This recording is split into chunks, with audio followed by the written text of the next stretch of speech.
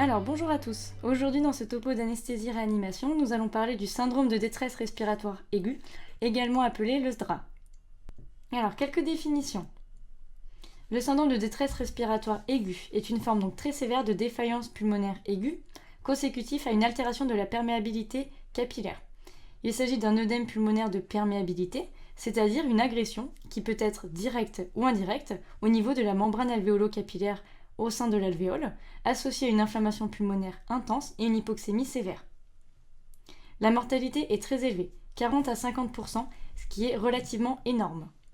4 critères sont nécessaires pour définir le SDRA. Tout d'abord, une insuffisance respiratoire aiguë évoluant depuis moins d'une semaine. Le critère une semaine est très important à retenir. Il faut donc une durée d'évolution de vos symptômes, moins de 7 jours. Des opacités bilatérales sur l'imagerie thoracique. L'imagerie thoracique, généralement, c'est une radio pulmonaire, mais un scanner peut également bien faire l'affaire. Opacité bilatérale, elles seront alvéolaires et interstitielles. Il ne faut pas d'argument pour un œdème hydrostatique prédominant. Ça veut dire pas d'argument pour un OAP ou une insuffisance cardiaque aiguë. Une hypoxémie, avec un rapport PaO2 sur FiO2, moins de 300, pour une PEP supérieure à 5, avec 3 grades de sévérité. On pourra donc qualifier les SDRA de légers si on a un P sur F compris entre 200 et 300. Attention au 200 qui va être exclu. Un SDRA modéré avec un P sur F entre 100 et 200, 100 étant exclu. Et un SDRA sévère avec un P sur F inférieur ou égal à 100. Grand 2 à propos de la physiopathologie. Donc le SDRA est quelque chose de très complexe. Mais on distingue classiquement 3 phases successives qu'on va voir de façon claire pour que vous reteniez des choses simples pour le CN. La première phase, qu'on appelle la phase exsudative, avec un œdème interstitiel et alvéolaire, des hémorragies intra-alvéolaires et une réaction inflammatoire très importante. La phase 2, qui est la phase fibroproliférative, avec production de collagène au niveau de l'interstitium. Et la phase 3, la phase de résolution, qui permet dans la plupart du temps une récupération ad intégrum, mais pas forcément. 6 juin, je vous ai fait un petit schéma qui permet globalement de comprendre assez rapidement ce qui se passe au niveau du SDRA. Au niveau d'une alvéole normale, on retrouve la membrane alvéolo-capillaire. Quelques rappels sur la membrane alvéolo-capillaire qu'on a vu en P1. C'est des pneumocytes de type 1 avec des pneumocytes de type 2, des macrophages intra-alvéolaires et la production de surfactants au niveau de ces pneumocytes.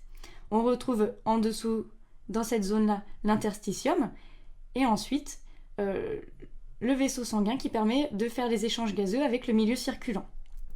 Dans notre poumon malade, c'est-à-dire notre poumon de l'autre côté, en SDRA, on retrouve une destruction de la membrane alvéolo-capillaire, c'est-à-dire que les pneumocytes 1 et les pneumocytes 2 sont détruits.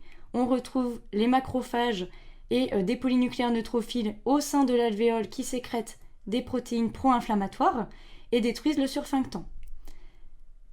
Au niveau de l'interstitium, les fibres de collagène se forment entre la membrane alvéolo-capillaire qui est détruite et le milieu circulant, ce qui diminue les échanges gazeux de façon considérable au niveau de l'organisme.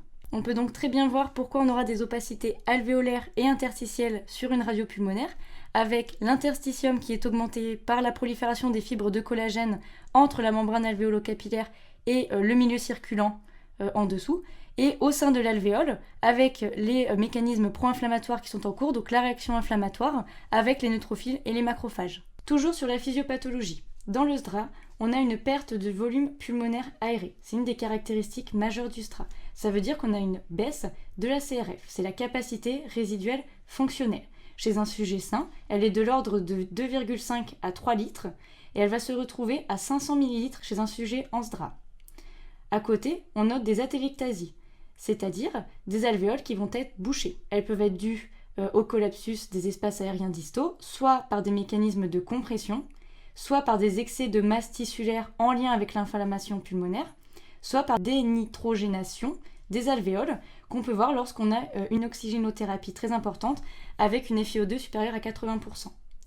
La perte d'aération est hétérogène, c'est-à-dire que vous allez vous retrouver avec, dans un même poumon, des alvéoles qui vont être bien aérées, d'autres qui vont être non aérées et d'autres faiblement aérées. Donc il va y avoir coexistence de tous ces territoires dans un même poumon. Les poumons sont ventilés avec un gradient ventrodorsal, c'est-à-dire que les bases des poumons sont mieux ventilées que les apex et les régions dorsales sont mieux ventilées que les régions ventrales. L'objectif de la ventilation mécanique va être de générer une pression suffisante dans les voies aériennes pour réouvrir les territoires collabés et sans surdistendre les territoires normaux. La prévention des lésions pulmonaires induites par la ventilation mécanique est donc une préoccupation majeure dans la prise en charge des malades, c'est-à-dire qu'il va falloir apporter un soutien ventilatoire pour pouvoir guérir ces patients, tout en évitant de léser le poumon sain. Au niveau de l'étiologie du SDRA, on a dit que la membrane alvéolo-capillaire était altérée dans le SDRA, que ce soit par mécanisme direct ou indirect. Les mécanismes directs, la plupart du temps, ça va être en lien des infections, donc des pneumopathies, qu'elles soient bactériennes, virales, fongiques ou même parasitaires. Ça peut être en lien également avec des inhalations, liées à une noyade, des liquides gastriques ou toute autre chose. On retrouve également tout ce qui sera mécanisme d'infiltration sur des hémopathies, sur des lymphangites carcinomateuses jusqu'aux vascularites, ou même en rapport à des traumatismes pulmonaires directs. Dans les causes pulmonaires indirectes, la première cause à rechercher, ce sera tous les sepsis, que ce soit en rapport à des sepsis digestifs ou autres, les mécanismes de choc également, et tout ce qui sera transfusion. Donc les polytransfusions, les CEC, les plasmaphéreses, etc. sont très pourvoyeurs de SDRA. Dans les étiologies qui peuvent en donner, mais qui sont très rares, notez l'éclampsie ou liées à des produits de contraste, des réactions aux produits de contraste ou des acidocétoses, mais globalement très rares. Les facteurs de risque. Peu sont vraiment identifiés. On note quand même tout ce qui sera mécanisme en rapport à une hyperpression intra-abdominale, des grands volumes courants ou l'alcoolisme. Et des facteurs génétiques sont plus ou moins en train d'être mis en cause, mais globalement des études sont toujours en cours et il faut surtout rechercher au niveau des gènes de l'immunité, de l'intégrité cellulaire, des défenses antioxydantes, mais aucun n'a clairement été mis en cause. Pour le diagnostic positif, c'est la définition avec les 4 critères qu'on a vus précédemment. Dans les diagnostics différentiels, il y en a peu, surtout pensez à l'OAP, donc l'œdème pulmonaire cardiogénique en rapport à une augmentation de la pression hydrostatique, ou alors rechercher du côté pulmonaire, c'est-à-dire une fibrose interstitielle diffuse, voire une forme aiguë de PID, pneumopathie interstitielle diffuse également. Dans les complications, la principale complication et qui va faire tout l'enjeu du traitement au niveau du SDRA, ce sera les complications infectieuses, avec des pneumopathies qui vont être acquises sous ventilation mécanique, très fréquentes, difficiles à diagnostiquer, et qui vont laisser souvent des séquelles. Les séquelles, ce sera la fibroprolifération, qui survient généralement moins de 10 jours après le début d'un SDRA, et qui peut rester généralement non résolutive. On peut avoir des hypertensions artérielles pulmonaires en séquelles, ou également des pneumothorax en rapport au barotraumatisme. Dans le traitement, il y a différents objectifs du traitement d'un SDRA.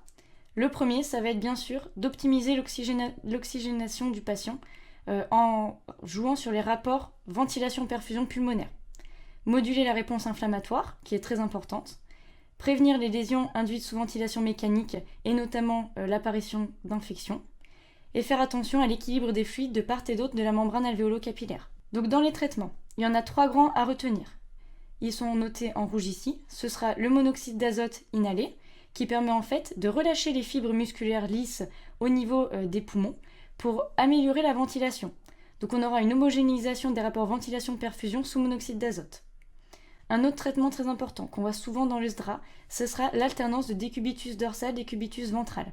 C'est-à-dire qu'on va faire au patient différentes séances sur le dos, sur le ventre. Ça permet en fait de redistribuer la ventilation au niveau des poumons vers les zones dorsales qui sont bien mieux perfusées que vers les zones ventrales et permet ainsi d'homogénéiser encore les rapports ventilation-perfusion. Ça diminue en fait toutes les contraintes mécaniques qu'on a au niveau des poumons sur les zones dorsales en décubitus dorsal.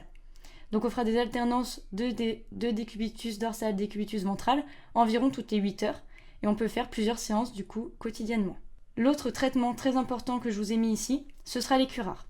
Les curares qui vont permettre d'améliorer l'oxygénation du patient, diminuer l'inflammation pulmonaire et systémique. Les curares sont à faire de façon précoce et courte, c'est-à-dire moins de 48 heures. Si dans les 48 heures sous curare, on n'a pas d'amélioration de la ventilation du patient, généralement, c'est qu'ils seront non efficaces. Moduler l'équilibre des fluides de part et d'autre de la membrane, comme on a vu dans les objectifs précédents, ça va être de faire attention au bilan hydrosodé du patient, donc plutôt avoir un bilan hydrosodé négatif.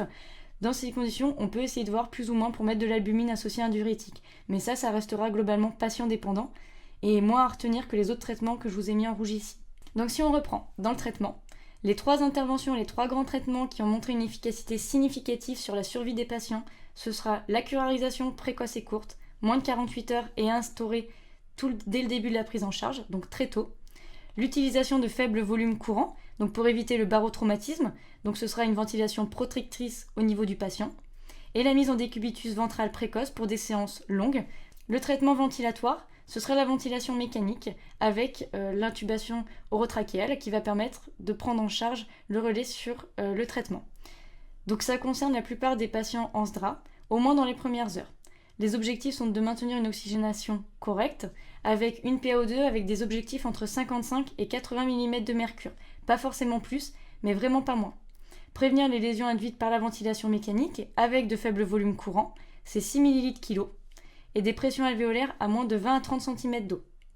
L'AVNI peut être un traitement envisageable à la phase vraiment toute précoce des SDRA légers, mais n'a absolument pas sa place dès que le SDRA devient modéré à sévère. Merci pour votre attention et à bientôt.